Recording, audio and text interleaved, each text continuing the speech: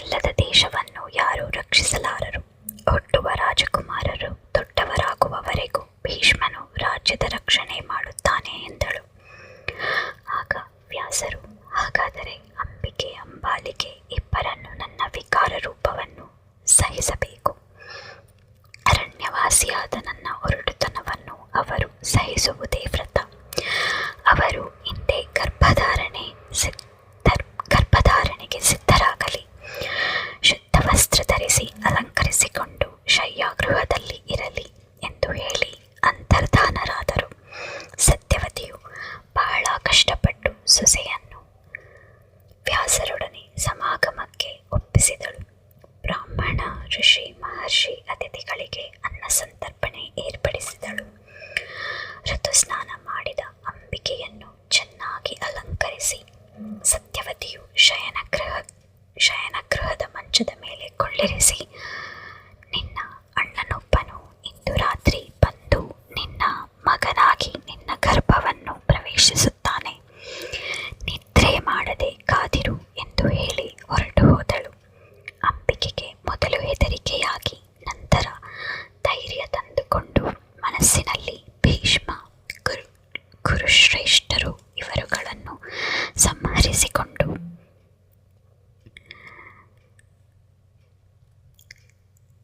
ಅಂಬಿಕೆಗೆ ಮೊದಲು ಹೆದರಿಕೆಯಾಗಿ ನಂತರ ಧೈರ್ಯ ತಂದುಕೊಂಡು ಮನಸ್ಸಿನಲ್ಲಿ ಭೀಷ್ಮ, ಕುರುಶ್ರೇಷ್ಠರು ಇವರುಗಳನ್ನು ಸ್ಮರಿಸಿಕೊಂಡಳು. ದೀಪವು ಉರಿಯುತ್ತಿರಲು ವ್ಯಾಸ ಮಹರ್ಷಿಯು ಶಯನ ಮಂದಿರವನ್ನು ಪ್ರವೇಶಿಸಿದರು. ಅವರ ಜಟೆ, ಕಪ್ಪು ಶರೀರ, ಕೆಂಪು ಕಣ್ಣು, ಗಡ್ಡ ಮೀಸೆಗಳನ್ನು ನೋಡಿ ಅಂಬಿಕೆಯು ಭಯದಿಂದ ಕಣ್ಣನ್ನು ಮುಚ್ಚಿಕೊಂಡಳು. ವ್ಯಾಸರು ಕಾಮತೃಪ್ತಿಗಾಗಿ ಬಂದಿರಲಿಲ್ಲ. ಅದೊಂದು ಧರ್ಮ ಸಮಾಗಮ. ಆದ್ದರಿಂದ ಕಣ್ಣನ್ನು ತೆಗೆಯೆಂದು ಕೂಡ ಹೇಳಲಿಲ್ಲ. ತಾಯಿಯ ಮಾತಿಗೆ ಮಾತು ಕೊಟ್ಟಿದ್ದಂತೆ ಪುತ್ರನನ್ನು ಅನುಗ್ರಹಿಸಿ ಹೊರಬಂದರು. ಸತ್ಯವತಿಯನ್ನು ಕಂಡು, ಅಮ್ಮ, 10,000 ಆನೆಯ ಬಲವುಳ್ಳ ವೀರ ಪುತ್ರನು ಜನಿಸುವನು. ವಿದ್ಯಾಪಾರಂಗತನಾಗಿ ರಾಜಋಷಿ ಎನಿಸುವನು. ಅವನಿಗೆ 100 ಮಂದಿ ಮಕ್ಕಳು ಹುಟ್ಟುವರು. ಆದರೆ ತಾಯಿಯ ಅಪರಾಧದಿಂದ ಮಗುವು ಹುಟ್ಟುಕುರುಡನಾಗಿರುವನು ಎಂದರು. ಸತ್ಯವತಿಯು, ತಪಸ್ವಿಯೇ ಕುರುಡು ಮಗನು ಕುರುವಂಶಕ್ಕೆ ತಕ್ಕ ರಾಜನಾಗುವುದಿಲ್ಲ. ಆದ್ದರಿಂದ ಕುರುವಂಶದ ಸಿಂಹಾಸನಕ್ಕೆ ತಕ್ಕ ಪುತ್ರನನ್ನು ಇನ್ನೊಬ್ಬ ಸೊಸೆಯಲ್ಲಿ ಅನುಗ್ರಹಿಸು ಎಂದಳು. ವ್ಯಾಸರು ಒಪ್ಪಿ ಅಂತರ್ಧಾನರಾದರು. ಕೆಲವು ದಿನಗಳ ನಂತರ ಅಂಬಿಕೆಯು ಕುರುಡು ಮಗುವನ್ನು ಹಡೆದಳು. ಸತ್ಯವತಿಯು ವ್ಯಾಸರ ಮಾತನ್ನು ನೆನೆಸಿಕೊಂಡು ಅಂಬಾಲಿಕೆಯನ್ನು ವ್ಯಾಸರ ಸಮಾಗಮಕ್ಕೆ ಒಪ್ಪಿಸಿದಳು.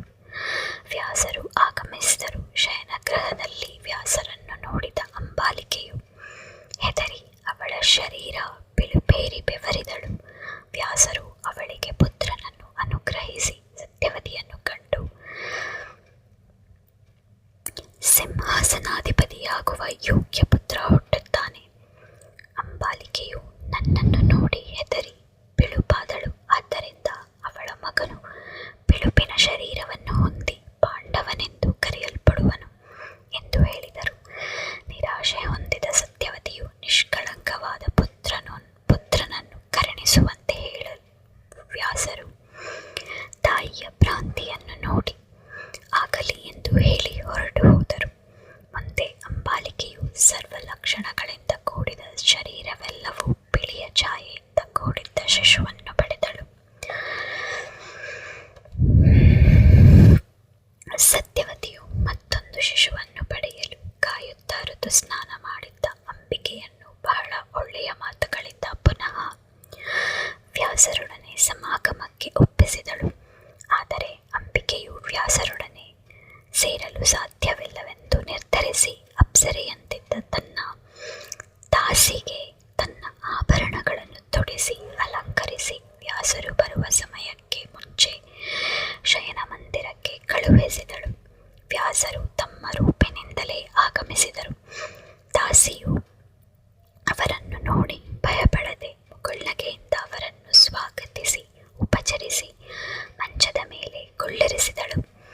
ಆಲಲ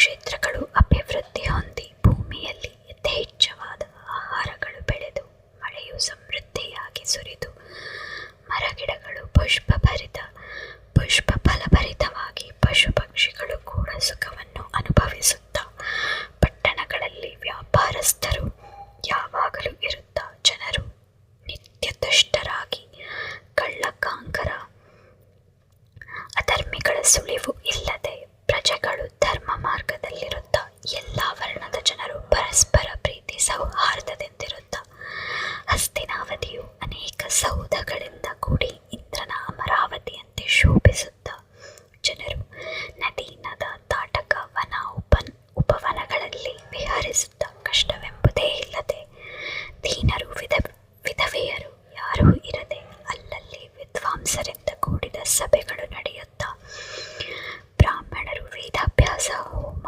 ಹವನಾದಿಗಳನ್ನು ಮಾಡುತ್ತಾ ಪ್ರಜೆಗಳು ನಿತ್ಯಾನಂದವನ್ನು ಅನುಭವಿಸುತ್ತಿದ್ದರು.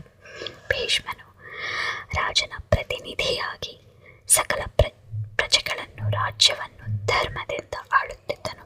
ಇತರ ದೇಶದ ಜನರು ಹಸ್ತಿನಾವತಿಗೆ ಬಂದು ನೆಲೆಸುವುದಕ್ಕೆ ಅವಕಾಶವಿತ್ತು.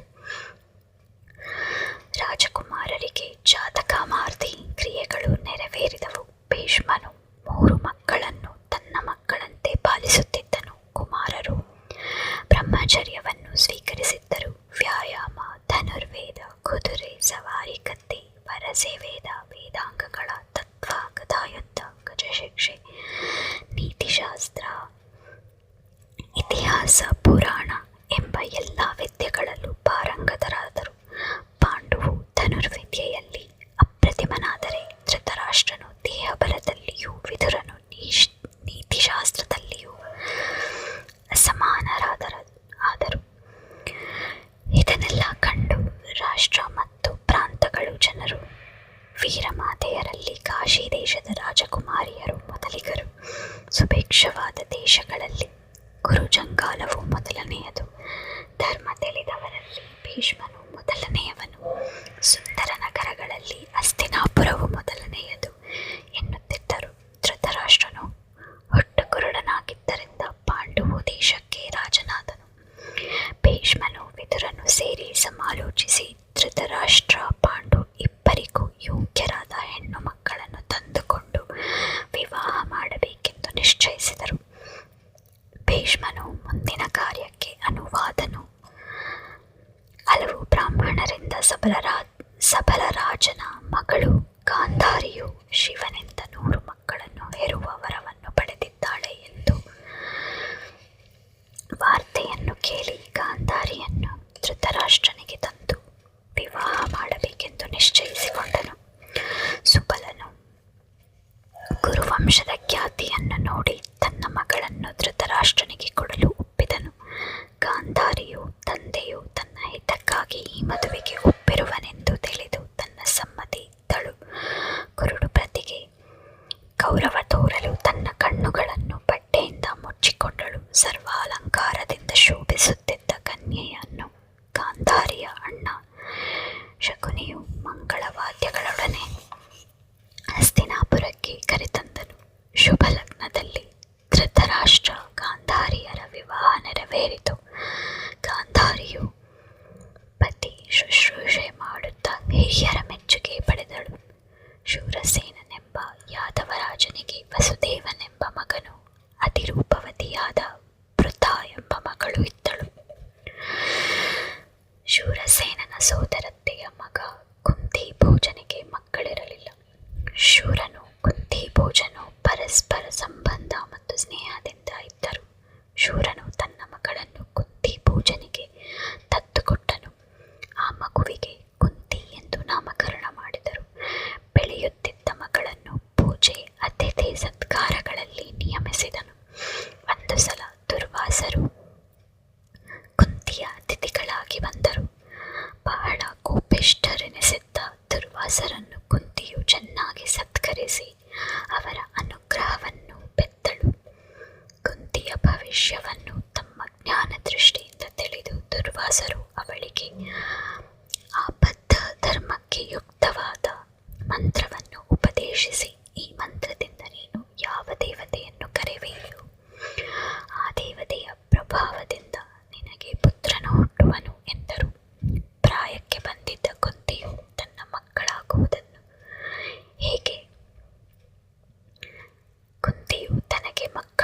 ಇದು ಹೇಗೆ ದುರ್ವಾಸರ ಮಾತು ನಿಜವಾಗುವುದೇ ಎಂಬ ಯೋಚನೆಗಳಿಂದ ಕೂಡಿ ಮಹರ್ಷಿಯು ಉಪದೇಶಿಸಿದ್ದ ಮಂತ್ರವನ್ನು ಉಚ್ಚರಿಸಿ ಸೂರ್ಯದೇವನನ್ನು ಆಹ್ವಾನಿಸಿದಳು.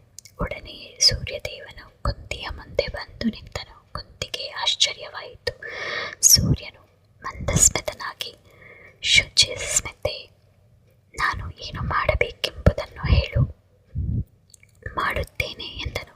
ಆಗ ಕುಂತಿಯು, ಸೂರ್ಯದೇವ, ಈ ಮಹಾಮಂತ್ರವನ್ನು ಮಹರ್ಷಿಯು ಉಪದೇಶಿಸಿದರು. ಅದನ್ನು ಪರೀಕ್ಷಿಸಲು ನಾನು ನಿನ್ನನ್ನು ಆಹ್ವಾನಿಸಿದ್ದೇನೆ. ಅದು ಬಿಟ್ಟರೆ ಬೇರೆ ಏನೂ ಇಲ್ಲ ಎಂದಳು. ಆಗ ಸೂರ್ಯನು, ಶುಭಾಂಗಿ, ದುರ್ವಾಸರು ನಿನಗೆ ಈ ಮಂತ್ರವನ್ನು ಉಪದೇಶಿಸಿದ್ದುದು ನನಗೆ ತಿಳಿದಿದೆ. ಭಯವಿಲ್ಲದೆ ನನ್ನೊಡನೆ ಸ್ವಲ್ಪ ಹೊತ್ತು ರತಿಸುಖವನ್ನು ಅನುಭವಿಸು. ತನ್ನ ಆಗಮನ ವ್ಯರ್ಥವಾಗಬಾರದು ಎಂದು ಮೊದಲು ಕುಂತಿಯು ಒಪ್ಪದಿದ್ದರೂ ಸೂರ್ಯನ ಮಾತಿನಂತೆ ನಡೆಯಬೇಕಾಯಿತು. ಕುಂತಿ ಸೂರ್ಯರು ಸಮಾಗಮ ಹೊಂದಿದರು.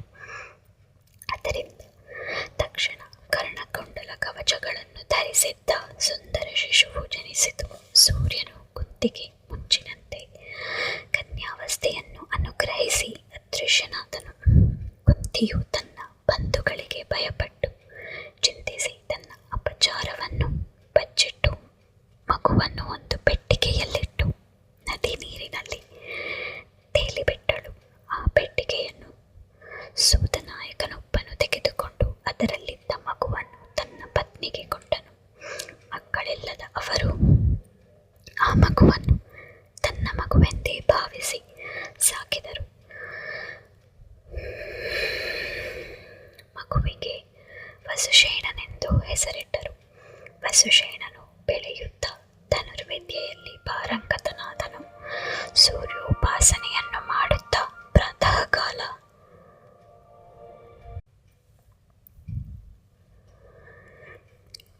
ಮಗುವಿಗೆ ವಸುಶೇಣನೆಂದು ಹೆಸರಿಟ್ಟರು.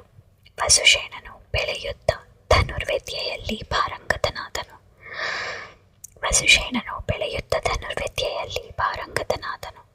ಸೂರ್ಯೋಪಾಸನೆಯನ್ನು ಮಾಡುತ್ತಾ ಪ್ರಾತಃ ಕಾಲದಲ್ಲಿ ಸೂರ್ಯನ ಎದುರಿಗೆ ಧ್ಯಾನದಲ್ಲಿ ಕುಳಿತು ಮಧ್ಯಾಹ್ನದವರೆಗೂ ಜಪ ಮಾಡುತ್ತಿದ್ದನು. ಆ ಸಮಯದಲ್ಲಿ ಯಾರು ಏನನ್ನು ದಾನ ಕೇಳಿದರೂ ಕೊಟ್ಟು ಬಿಡುತ್ತಿದ್ದನು. ಆದ್ದರಿಂದ ಅವನಿಗೆ ಕರ್ಣನೆಂದು ಹೆಸರಾಯಿತು. ಮುಂದೆ ಇಂದ್ರನು ಬ್ರಾಹ್ಮಣ ವೇಷದಲ್ಲಿ ಬಂದು ಅವನ ಕರ್ಣಕುಂಡಲಗಳನ್ನು ದಾನವಾಗಿ ಕೇಳಲು ತನ್ನ ಶರೀರದಲ್ಲಿ ಸೇರಿದ್ದ ಕವಚ ಕುಂಡಲಗಳನ್ನು ಕತ್ತರಿಸಿ ಇಂದ್ರನಿಗೆ ಕೊಟ್ಟನು. ಅದಕ್ಕೆ ಪ್ರತಿಯಾಗಿ ಇಂದ್ರನು ಶಕ್ತ್ಯಾಯುಧವನ್ನು ಕೊಟ್ಟನು. ಆದ್ದರಿಂದ ಅವನಿಗೆ ರಾಧೇಯನೆಂದು ವಸುಕ್ಷೇಣನೆಂದು